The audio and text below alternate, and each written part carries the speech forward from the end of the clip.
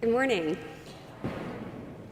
So you may have noticed there is an abundance of new young faces, as well as suitcases and sleeping bags everywhere today. If you didn't notice, take a look around. You'll see them seated all throughout the nave in matching blue shirts with Hebrew on the front. This weekend is the annual Mikra event. Now, Mikra is a weekend retreat for youth that focuses on the Bible and allows them to discover what's in the Bible, how to read it, and why they should care. Throughout the weekend, the youth participate in workshops, fun activities, and a public reading of the Bible. The reading takes place continuously throughout the weekend, with everyone here taking shifts. It's broadcast live over Facebook, and it's happening in the chapel right now as we're all in here. We started with Genesis yesterday at 2 o'clock, and we will keep reading until tomorrow morning sometime when we finish the Revelation. I've had the privilege of being here all weekend because in addition to my duties as curate for the cathedral, I also serve as curate for the diocesan youth ministry, working closely with Karen Schleybaugh, the youth, young adult, and campus minister. And this weekend, all the stars aligned with my ordination and my turn to preach, and so Dean Torrey gave me the opportunity to preach this morning in the midst of Mikra. And today's readings fill me with joy to share with you because I can share how I face the future in the full knowledge that the church and all its people will flourish in the years to come because of these young people. Yesterday, I led a workshop about food in the Bible. We read Bible verses and tried some of the foods we find in the Bible, and we talked about all the different types of meals that take place in our Bible stories. A wedding feast was one of the ones we talked about, and those are a big deal in the Bible. They weren't religious occasions necessarily, they were much more community occasions. They typically lasted for a week, with a meal for the guests each evening, and was a full-on celebration for the community. And that's where we find ourselves in today's gospel lesson. Jesus and the disciples are at a wedding, and the wine runs out. Now, this is a huge problem. Wine served an important role both in giving thanks and in celebration. It was more than embarrassing to run out of wine. It was a full-on disaster. And Mary finds out. And she knows that Jesus can solve the problem. And she goes to him and tells him about it. Jesus responds that it is not yet time for him to reveal himself as the person she knows him to be. And Mary, I would argue somewhat passive-aggressively, goes to the servants and tells them to do whatever it is Jesus tells them to do, because she knows he will take care of this problem. And I like to imagine Jesus sighing, rolling his eyes, and deciding to show his mom just what it is that he can do. Not unlike some of us when our parents tell us to do something we don't want to do, or when an expectation is publicly placed upon us. Now, of course, Jesus delivers by turning 120 or so gallons of water into wine.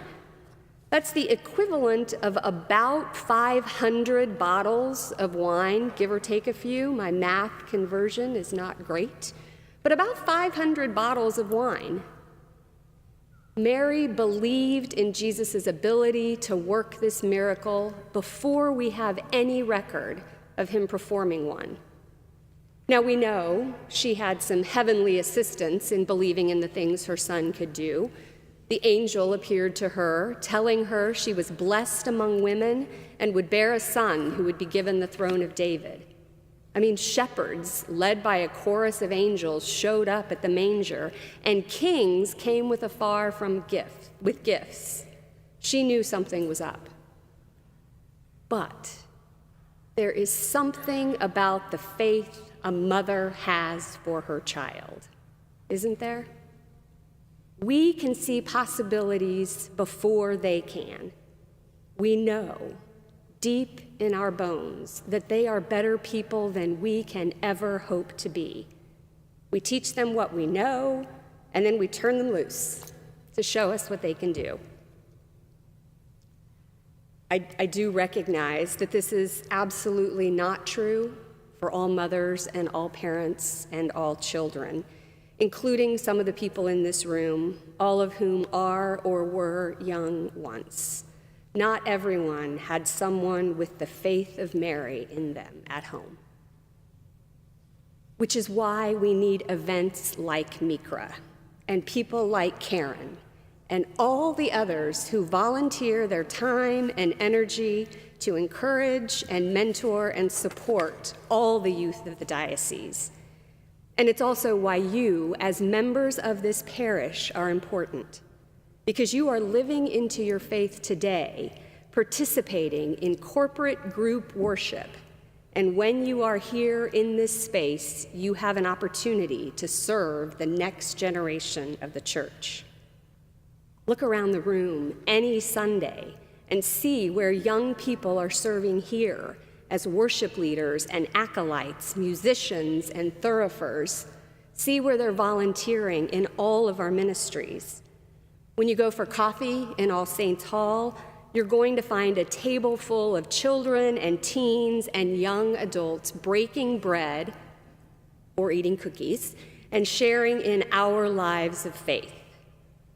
We all, not just those of us who are willing to spend an entire weekend here with this wonderful bunch of young people, all of us have an opportunity to get to know them and have a real impact on their lives. In church, we get to see them in ways that they may never be brave enough to do in the outside world, doing things they might never take on in school or on the athletic field or on the dance floor. They're away from the pressure to succeed and can just be themselves. We aren't their parents. We're not their teachers. We're not their bosses. We are adults in their lives who can and should love them fiercely just for who they are. And with our eyes full of wisdom, we can see and encourage the potential in them that is already showing. And sometimes, like Mary, we can even urge them to step into those gifts when they think they may not be ready. Like the church in Corinth that Paul is addressing in his letter this morning, the youth of the diocese are diverse. They come from different backgrounds, different schools, and sometimes even different faith communities. But here, together for youth events, and connected through the magic of social media when they return home, they form a community of our diocesan youth. Their gifts are all different, and they may still be developing, but they are no less important to the common good and the fulfilling of God's kingdom. Paul writes to the church in Corinth of the gifts of the Spirit, the utterance of wisdom and knowledge, faith, gifts of healing, working of miracles, discernment of spirits, and so on. And Paul reminds the community that no gift is more valuable than another. In my brief time working with youth at events like Camp and Happening and Mikra, I have seen all of these gifts on display and more. I've seen peer ministers step in and offer healing when they see someone hurting in body or spirit. I've seen a group of girls serve as the voice of another who could not speak. I've heard older youth patiently teaching chords and encouraging each other to sing out when the musicians practice. It's not unusual for youth to lead in prayer or offer a sermon that brings us all to tears with its raw honesty about their growing or their struggling faith. And I can certainly point to a miracle or two. Spending time at youth events with young people generally renews my faith in all of humanity and grounds me in the certainty of God's love for us and God's deep hope for the future. And I'll bet that if you ask any of us who are at Mikra or any of the teachers in your life, they will tell you the same thing. It's up to us, members of the church joined together in baptism, to offer unending love, support, and encouragement to one another, and most especially to our youth. To get to know them, to help them discover their unique gifts, and to encourage them to reveal and share those gifts with the world. God knows we need them, and I have no doubt that they won't let us down and will all far exceed our expectations. Amen.